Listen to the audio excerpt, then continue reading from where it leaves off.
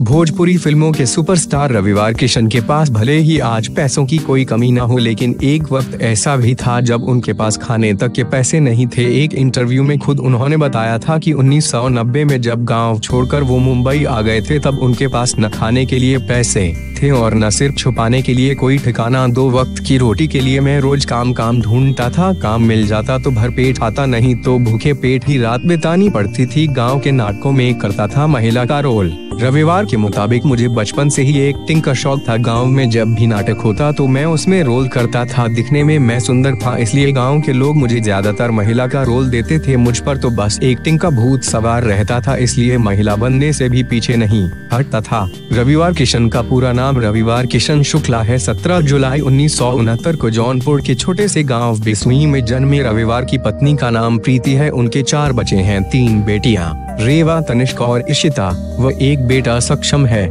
जब माँ बोली बेटा जान बचाकर यहाँ से भाग जाओ। रविवार के मुताबिक गांव में कभी कभी मैं रामलीला में सीता का रोल करता था। पिताजी को पसंद नहीं था कि बेटा पढ़ने लिखने की जगह नाटक में एक्टिंग करे। पिताजी को लगता था कि बेटा नालायक हो गया है, यह जीवन में कुछ नहीं कर पाएगा, खानदान का नाम खराब करेगा। इससे नाराज पिताजी अक्सर मेरी पिटाई कर देते थे। एक दिन गुस्से में उन्होंने मुझे खूब पीटा। माँ ने मुझे बचाने की कोशिश की, लेकिन पिताजी मानने को तैयार न थे। इसके बाद माँ ने कहा कि बेटा जान बचाकर यहाँ से भाग जाओ। माँ की बात मान मैंने घर छोड़ दिया और मुंबई पहुँच गया। 2 रुपए के बड़ा पाव से करता था गुजारा। जब मैं मुंबई आया तो यहाँ मेरे पास इतने पैसे भी नहीं होते थे कि बस का टिकट खरीद सकूं। कहीं जाना होता तो पैदल की सफर करता था। इसके बाद मैंने छोटा मोटा काम शुरू कर दिया। थोड़े बहुत पैसे कमाने लगा तो मुंबई की एक चाल में डेरा जमा लिया। ज्यादातर मैं रात के वक्त 2 रुपए का बड़ा पाव खाता था। 1 साल तक मुंबई में संघर्ष करने के बाद 1991 में मुझे फिल्म पीताम्बर में काम करने का मौका मिला। हालांकि यह फिल्म कुछ खास नहीं चली।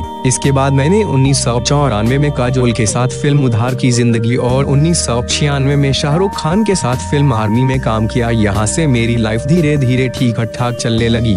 2003 में मैंने सलमान खान के साथ फिल्म तेरे नाम में काम किया। यहाँ से मुझे पहचान मिली। इस फिल्म में मैं पंडित रामेश्वर के रोल में था। इसके बाद ही मुझे इसी भोजपुरी की पहली फिल्म सैयां हमार में काम करने का मौका मिला। अब तक मैंने भोजपुरी की 350 से ज्यादा फिल्मों में काम किया है। मैंने बिग बॉस में एक डायलॉग जिंदगी झंड बा फिर भी घमंड बा बोला था। इसके पीछे भी दिलचस्प कहानी है। मैंने यह डायलॉग बिग बॉस 6 के एक कंटेस्टेंट पर बोला था। मैं उस पर काफी गुस्सा था, उसे पीट तो नहीं सकता था, इसलिए बोलकर ही दिल की भड़ास निकाल ली। बिग बॉस से निकलने के बाद मैंने देखा सभी ये डायलॉग बोलने लगे थे। लोग मुझसे भी इसे दोबारा सुनाने को कहते थे।